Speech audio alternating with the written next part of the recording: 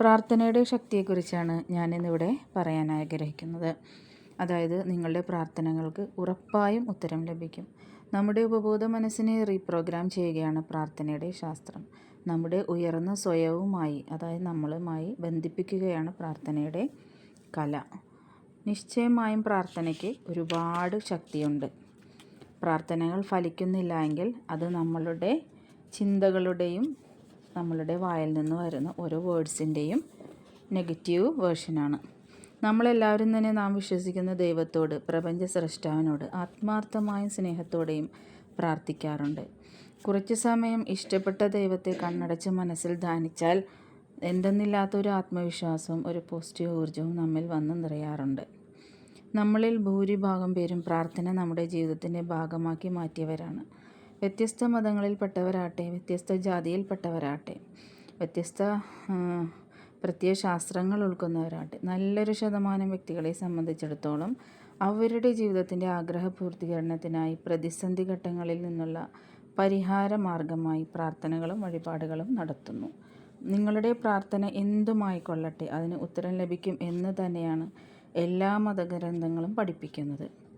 പക്ഷേ പ്രാർത്ഥിക്കുന്ന എല്ലാവർക്കും ഫലം ലഭിക്കാറുണ്ടോ? വളരെ കുറഞ്ഞ ശതമാനത്തിന് മാത്രമേ തങ്ങളുടെ പ്രാർത്ഥനകൾക്ക് ഉത്തരം കിട്ടുന്നുള്ളൂ. എന്തുകൊണ്ടാണ് ഇങ്ങനെ സംഭവിക്കുന്നത്? നമ്മുടെ പ്രാർത്ഥനകൾ ശരിയായ രീതിയിൽ അല്ല എന്നതാണ് അതിനുള്ള ഉത്തരം. അറിഞ്ഞോ അറിയാതെയോ പ്രാർത്ഥനയിൽ ചില തെറ്റുകൾ നമ്മൾ വരുത്തുന്നുണ്ട്. പ്രാർത്ഥിച്ചാൽ ഉത്തരം കിട്ടുക തന്നെ ചെയ്യും. പക്ഷേ എങ്ങനെയാണ് പ്രാർത്ഥിക്കേണ്ടത്? ഇന്നു മുതൽ പ്രാർത്ഥിക്കുമ്പോൾ നിങ്ങൾ പ്രാർത്ഥിക്കുന്ന പ്രപഞ്ച സ്രഷ്ടാവിൽ പൂർണ്ണമായും വിശ്വസിക്കുക. എൻ്റെ ദൈവം, അതായത് എൻ്റെ പ്രപഞ്ച സൃഷ്ടാവ് എൻ്റെ പ്രാർത്ഥന കേൾക്കും. ഞാനൊന്ന് വിളിച്ചാൽ എനിക്ക് താങ്ങും തണലുമായി എൻ്റെ കൂടെ എപ്പോഴും ഉണ്ടാകും എന്ന അടിയുറച്ച വിശ്വാസത്തോടെ ആയിരിക്കണം നിങ്ങളുടെ പ്രാർത്ഥനകൾ. പ്രാർത്ഥനയുടെ പ്രാധാന്യം എന്താണെന്ന് നമ്മൾ മനസ്സിലാക്കിയിരിക്കണം. ആത്മാർത്ഥമായി പ്രാർത്ഥിച്ചാൽ തീർച്ചയായും ഉത്തരം ലഭിക്കും. കാരണം നമ്മുടെ മനസ്സിന് വലിയൊരു ശക്തിയുണ്ട്. അതുകൊണ്ട് നിങ്ങളിൽ തന്നെ നിങ്ങൾ വിശ്വസിക്കുക. നമ്മുടെ ജീവിതത്തിൽ ഇപ്പോൾ നടന്നുകൊണ്ടിരിക്കുന്ന പല കാര്യങ്ങളും നാം അറിഞ്ഞോ അറിയാതെയോ നമ്മിലേക്ക് പതിയെ ആകർഷിച്ചെടുത്ത കാര്യങ്ങളാണ്. അതായത് നമ്മുടെ ചിന്തകളിൽ കൂടി, വാക്കുകളിൽ കൂടി, ഫീലിങ്ങിൽ കൂടി നമ്മൾ തന്നെ സൃഷ്ടിച്ചെടുത്താണ് നമ്മുടെ ജീവിതം. ഇന്നലകളിൽ നമ്മൾ ചോദിച്ചു കൂട്ടിയതാണ് ഇന്നത്തെ നമ്മുടെ ജീവിതത്തിൽ സംഭവിച്ചുകൊണ്ടിരിക്കുന്നത്.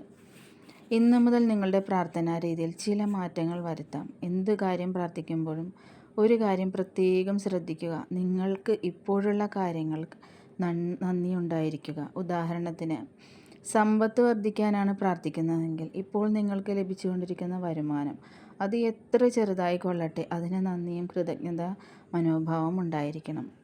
ആ വരുമാനത്തെ മനസ്സുകൊണ്ട് പൂർണ്ണമായി സ്വീകരിക്കുന്ന മാനസികാവസ്ഥയിലായിരിക്കണം. ഇങ്ങനെ നമ്മുടെ ജീവിതത്തിലെ ഏത് മേഖലയിലാണോ പ്രാർത്ഥിക്കുന്ന കാര്യം നടക്കേണ്ടത്, ആ മേഖലയിൽ ഇപ്പോഴുള്ള അവസ്ഥ ഏതുമാകട്ടെ അതിൽ നന്ദി ഉണ്ടായിരിക്കുകയാണ് പ്രാർത്ഥനയിലെ ഏറ്റവും പ്രധാനം. നിങ്ങൾക്ക് നല്ല ആരോഗ്യമാണ് വേണ്ടതെങ്കിൽ ഇത്രയും കാലം നിങ്ങളുടെ ശരീരം വളരെ കൃത്യമായ രീതിയിൽ പ്രവർത്തിച്ചതിന് നന്ദി ഉണ്ടായിരിക്കുക.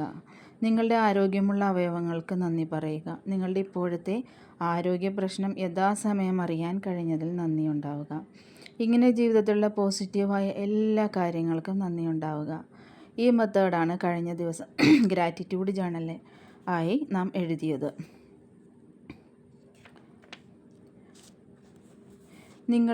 നാം അറിഞ്ഞോ അറിയാതെയോ നമ്മുടെ പ്രാർത്ഥനയിൽ നെഗറ്റീവ് വാക്കുകൾ കടന്നു വരുന്നു. ഉദാഹരണത്തിന്, എനിക്ക് സാമ്പത്തിക ഉയർച്ച തരയണമേ എന്ന് പ്രാർത്ഥിക്കുന്നതിന് പകരം പലരും പ്രാർത്ഥിക്കുന്നത് എൻ്റെ കടബാധ്യതകളിൽ നിന്ന് രക്ഷിക്കണമേ എന്നാണ്.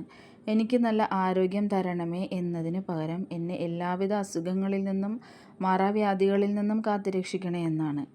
എനിക്ക് സന്തോഷമുള്ള ജീവിതം തരണേ എന്നതിന് പകരം ഞാൻ ആകെ പ്രശ്നത്തിലാണ്, എൻ്റെ പ്രശ്നങ്ങളിൽ നിന്ന് എന്നെ കരകയറ്റണമേ എന്നാണ് പ്രാർത്ഥിക്കുന്നത്. ഇതെല്ലാം തെറ്റായ പ്രാർത്ഥനാ രീതിയാണ്. നിങ്ങളുടെ പ്രാർത്ഥനയിൽ ഇത്തരം നെഗറ്റീവ് വാക്കുകൾ കടന്നു വരാറുണ്ടോ? എങ്കിൽ ഇന്നു മുതൽ ആ തെറ്റ് തിരുത്തുക. നമുക്ക് ആവശ്യമുള്ള കാര്യങ്ങളെക്കുറിച്ച് മാത്രം ചിന്തിക്കുക, അതുമാത്രം പ്രാർത്ഥിക്കുക. ഇനി എങ്ങനെയായിരിക്കണം നിങ്ങളുടെ പ്രാർത്ഥനാ രീതി? അത് ഞാനിവിടെ പറയാം. ഇനി നമ്മുടെ പ്രാർത്ഥനയിൽ നാം ശ്രദ്ധിക്കേണ്ട വളരെ പ്രധാനപ്പെട്ടൊരു കാര്യമുണ്ട്. ഇന്നു മുതൽ ഏതെങ്കിലും ഒരു കാര്യത്തിന് വേണ്ടി പ്രാർത്ഥിക്കുമ്പോൾ അത് കിട്ടുന്നതിന് മുന്നേ അത് കിട്ടി, അല്ലെങ്കിൽ കിട്ടിക്കൊണ്ടിരിക്കുന്നു, അല്ലെങ്കിൽ അതിലേക്ക് എത്തിച്ചേർന്നു കൊണ്ടിരിക്കുകയാണ് എന്നുള്ള മനോഭാവത്തിലായിരിക്കണം. പ്രാർത്ഥിച്ചു കൊണ്ടിരിക്കുന്ന കാര്യം നടക്കുമോ എന്ന് നിങ്ങൾക്ക് യാതൊരു വിധത്തിലുള്ള സംശയമോ ഭയമോ നെഗറ്റീവോ ഉണ്ടാകരുത്. അതായത് നിങ്ങളുടെ പ്രാർത്ഥന കേവലം അപേക്ഷയോ അഭ്യർത്ഥനയോ എന്നതിന് ഉപരിയായി നന്ദി പറഞ്ഞുകൊണ്ട് തുടങ്ങി നമുക്ക് ആവശ്യമായ കാര്യം പറഞ്ഞ് അതിൽ പൂർണ്ണമായി വിശ്വസിച്ച് അത് സ്വീകരിക്കുന്ന അവസ്ഥയിലേക്ക് എത്തണം. ഇതാണ് പ്രാർത്ഥനയുടെ പൂർണ്ണമായ പ്രോസസ്സ്. ഇനി പ്രാർത്ഥിച്ചിട്ട് നമ്മുടെ ലക്ഷ്യങ്ങളും സ്വപ്നങ്ങളും സഫലമാകാൻ സമയമെടുക്കുന്നുവെങ്കിൽ നമ്മുടെ പ്രപഞ്ച സ്രഷ്ടാവിനോട് അത് പെട്ടെന്ന് നടപ്പിലാക്കി തരാൻ പറ്റാത്തതല്ല. അതിന് കാരണം നാം സൃഷ്ടിച്ച ആ മാനിഫെസ്റ്റേഷൻ പവർ എത്രമാത്രമുണ്ടോ അതിനനുസരിച്ചാണ് അവ നമ്മുടെ ജീവിതത്തിൽ സംഭവിക്കുന്നത്. അതുകൊണ്ടാണ് നമ്മുടെ ചിന്തകൾ കൂടുതൽ തീവ്രമാകണമെന്ന് പറയുന്നത്. അതോടൊപ്പം നാം മറ്റൊരു കാര്യം കൂടി മനസ്സിലാക്കണം. ചില കാര്യങ്ങൾ നമ്മുടെ ജീവിതത്തിൽ സംഭവിക്കണമെങ്കിൽ ഈ പ്രപഞ്ചത്തിൽ ചില പുനഃക്രമീകരണങ്ങൾ ആവശ്യമാണ്. അത് കുറച്ച് സമയം എടുത്തെന്ന് വരും. അതുകൊണ്ട് പ്രതീക്ഷയോടെ നമുക്ക് കാത്തിരിക്കാം. ഉദാഹരണത്തിന്, നിങ്ങളുടെ രോഗം മാറണമെങ്കിൽ നിങ്ങൾ പഠിച്ച് ഡോക്ടറായി രോഗം മാറ്റണമെന്ന് വാശി പിടിക്കാനാകില്ല. അല്ലെങ്കിൽ ബിടെക് പഠിച്ച് എഞ്ചിനീയറായിട്ടല്ല ആരും വീട് വയ്ക്കുന്നത്. പകരം അതിനുള്ള വ്യക്തികളെ നമ്മിലേക്ക് എത്തിക്കുകയാണ് ചെയ്യുന്നത്. പ്രാർത്ഥനയുടെ ഫലമായി നിങ്ങളുടെ ആവശ്യങ്ങൾ നിറവേറ്റാനുള്ള വ്യക്തികളും സാഹചര്യങ്ങളും സന്ദർഭങ്ങളും നിങ്ങളിലേക്ക് എത്തിക്കൊണ്ടിരിക്കുകയാണ്. അല്ലാതെ നിങ്ങളുടെ ആഗ്രഹം ദൈവം നേരിട്ട് വന്ന് നടത്തി തരികയില്ല. എന്താണോ നമ്മുടെ ആഗ്രഹം അല്ലെങ്കിൽ ഫീലിംഗ്, അതേ വൈബ്രേഷനിലുള്ള ആളുകളെ നമ്മുടെ ജീവിതത്തിലേക്ക് എത്തിച്ചു കൊണ്ടിരിക്കുകയാണ്. എന്നാൽ നിങ്ങൾ ശരിയായ രീതിയിലല്ല പ്രാർത്ഥിക്കുന്നതെങ്കിൽ യാതൊരുവിധ ഫലവും ലഭിക്കണമെന്ന് ഇല്ല.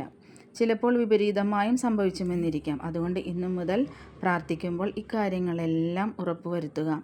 ഇന്നു മുതൽ പ്രാർത്ഥിക്കുന്നതിന് മുമ്പേ നമ്മുടെ സ്വപ്നങ്ങൾ എഴുതി വെച്ച ഓരോ ഗോളുകളും ഒരു തവണ വായിക്കുക. എപ്പോഴൊക്കെ സമയം കിട്ടുമ്പോഴും ഗോൾ കാർഡ്, അതായത് എഴുതിയ സ്വപ്നങ്ങൾ 3 തവണ ഫീൽ ചെയ്ത് വായിക്കുക. നമുക്ക് ലഭിച്ചിട്ടുള്ള സൗഭാഗ്യങ്ങൾക്ക് മനസ്സറിഞ്ഞ് നന്ദി പറയുക. ഒരിക്കലും നമ്മൾ ദൈവത്തോട്, അതായത് പ്രപഞ്ച സൃഷ്ടാവിനോട് നമ്മൾ പരാതി പറയരുത്. അതിന് പകരം നമ്മൾ ഉള്ളതിനെല്ലാം ഗ്രാറ്റിറ്റ്യൂഡ് ഉള്ളവരായിരിക്കുക.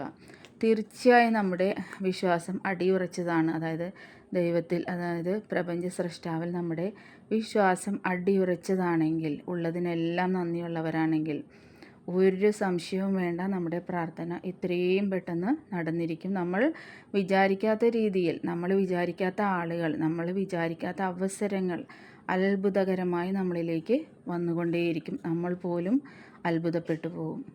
ഈ വീഡിയോ നിങ്ങൾക്ക് യൂസ്ഫുൾ ആയെന്ന് കരുതുന്നു. Bye bye, take care.